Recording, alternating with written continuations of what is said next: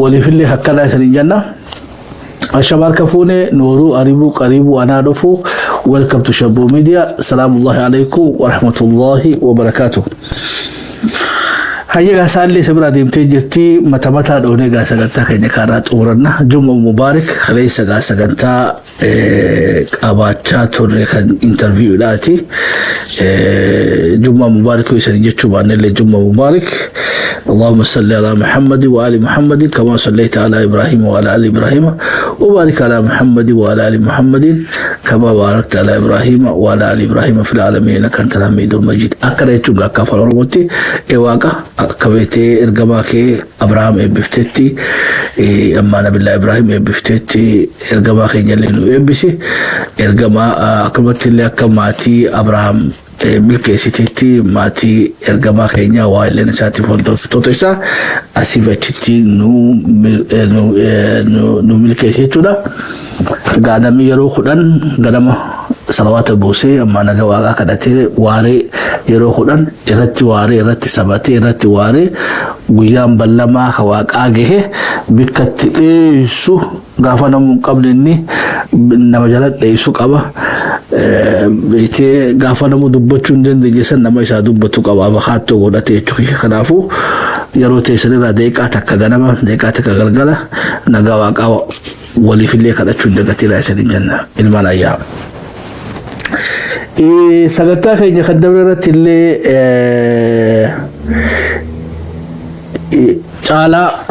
caalaa fi adeeroo caalaa diidaatii fi adeeroo boruu akkanumatti illee abliiban qabannee sanii dhiyaannee turre. Abliiban haroodha gaaseenaa akka malee jabduudhaatii nu ibsanii jechuudha.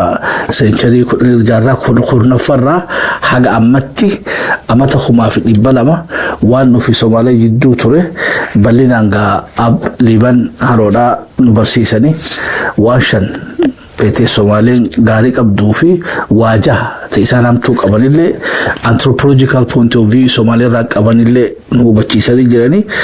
Gaa abliiban haroodha anthropologistii fi akkanumatti illee abbaa seenaa Somaalee yoo jenneen waan inni dogoggoranitti fakkaatu nama afaan isaanii beekan isaan waliin jiraatan lafetti isaan beekan lafaa fi lafee isaanillee nama akka gaarii qoratee harkaa qabu jechuudha. Gaa akka isaan nu ibsanitti Somaaleen nuti gubbarraan Somaalee jennuun keessisii Oromoodha jechuudha. Lafaanis lafeedhaanis haa taatu ammoo akka dhabni Oromoodha. Gaa akka dhokatan isaan goote saba gurguddoo gosa gurguddoo Oromoodha gosa xixiqqoo Somaalee keessatti dhokattee saniin himattee eenyummaa ergisaniin jiraachaa jirti jechuudha. Gaa tana keessaa bahuun waa hojii jajjabduun afataa jechuudha. Irra guddaa dhumaatu rakkoon Oromoodha ta'if wallaaluutii fi ta'wal wallaaluudhaati. Arra Tigraay keessatti ummata afaan Tigraay dubbatuutti aanee sabni guddaan ummata Oromooti jechuudha.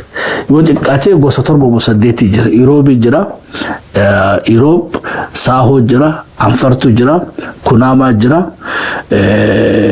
Yoo khabiraa irraan fadhinaaf itti daatanii Tigraay fi raayyaa goote tokkoffaan ummata afaan Tigraay dubbatu lakkoofsi lammaffaa fi lakkoofsi guddaan ammoo ummata raayyaati jechuudha. Ummanni raayyaa gaa iddoo sadiitti adda durraa qoodanii kan beeytee raayyaa zaboodha. Taa'ameeti amma afaan Tigraay dubbatu almost Maqalee jara afaan fi Maqalee irraa ilaa haga beeytee Alamaataatti kan jiru achi gadiis afaan Amaaraatiin beeytee afaan Amaaraa dubbata jaanii fudhatan haalis afaan Oromoo dubbatu jechuudha. Rakkummaanuu saampilii Oromoodhaa maali ugaa amma fakkiidhaaf qaama kee kana keessa liitira liitira 5 dhiiga kee kana keessa gaa guutuu fuudhanii baaldii guutaniitti makalaadhanii jechuudha. Sirinjiidhaan dhiiga kee fuudhanii dhukkuba kee beekan. Kanaafuu dhukkubni keenya amma yoo beeytee raayumaan raawuu laallee kiliinii jechuudha. Wallo fudhannes nama miliyoon 7-8 dhiyaatutu haala afaan Oromoo dubbata haala afaan Amaaraa dubbata. Kanaafuu tarsimuu dhabuun keenya gadiinuma fi goone jechuudha. Amma wallayyeen namicha Mahammadii fi Yaasirii fi Abdulqaadir jaanitu miidiyaa irra beedu harrabsaa jechuudha. Kheenyumaatu nu harrabsaa. Kheenyumaatu ammas beeytee marxoo hidhatee villaa hidhatee faannoo jirutti duulaa jechuudha. خلود قام قاسيسا سياسني خينيا هجي منا إنسان دليلنا hojii manaa isaan dalaynedha.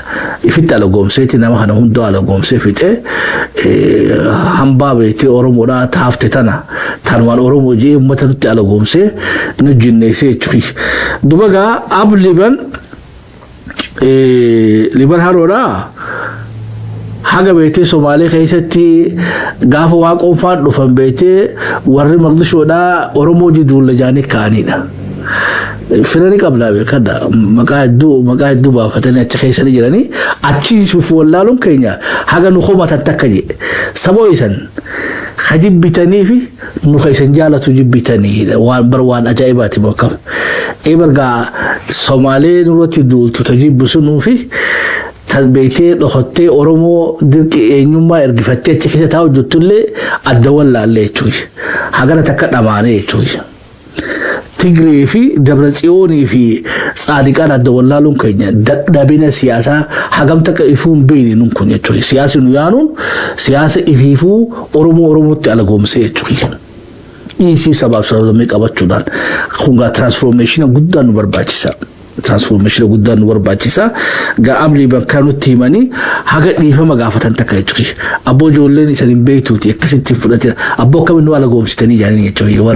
Warri shabeellee jiruu fi warri kismaayyoo jiruu fi warri beektee baadlee jiruu fi warri Maqdishoo keessa jirullee warri gallaayyuu hunda asirra ganna qulin taatu at least turist akka jechuudha.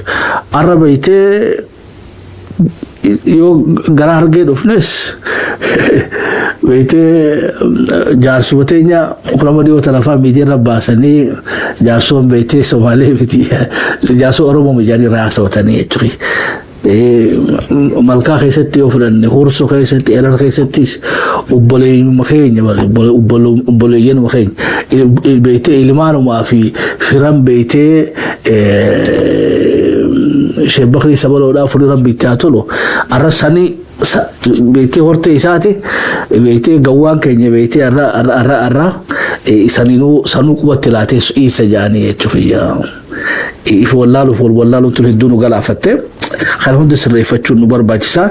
Sogaa dhaamsi abliiban dhaamsa jabaa ture jechuudha. Jaarsa akkasii gaa rabbi bikka hundi ni jira. Ni baafna jechuudha rabbiin fadhe. Kanaafuu gaa gumiin Booranaa kaleessa waan dansaa hojjettanii irra deebinee boruu fi caalallee galatoomaa jennaan. Caalalleen gaa artistiidha amma kaa beektee walleellee ta'uma isaa dhiheessine yoo gaa isuma na fakkaata jechuudha yoo doggaruu waanne nu offolchi jennaan gaa caalaa keenyaan beektee hojii isallee hin dhaadheessinee fi isallee irraan dubbanne dubbiin nu butteeti seenuu irratti xiyyeeffanne.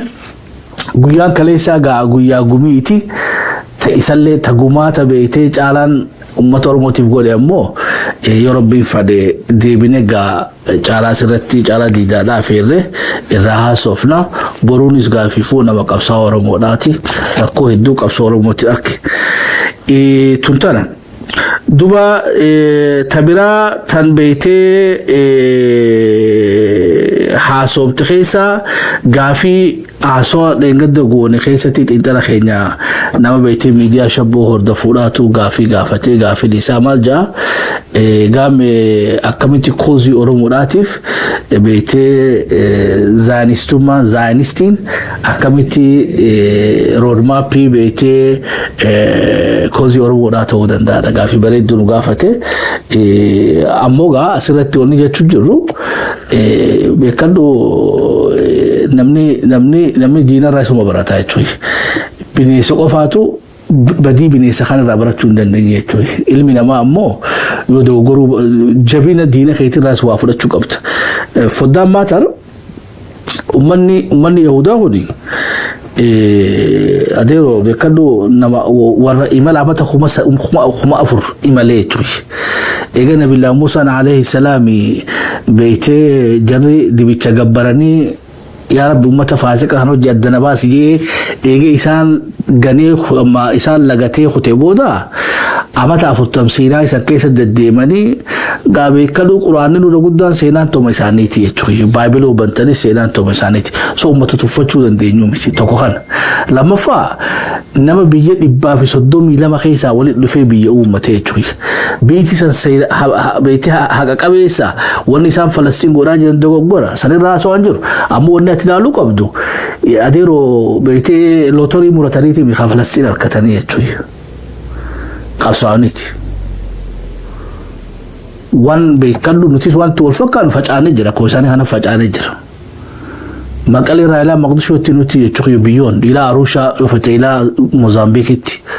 Isaniiftu qophiin ta'e malee Suudaan hintuu fi Chaadii fi Niijerii fi Maalii fi Senegaalii fi Naajeeriyaa natti himtu fulaanummaan qofti nama 150,000 wayii jechuudha kan Naajeeriyaa keessa jiru.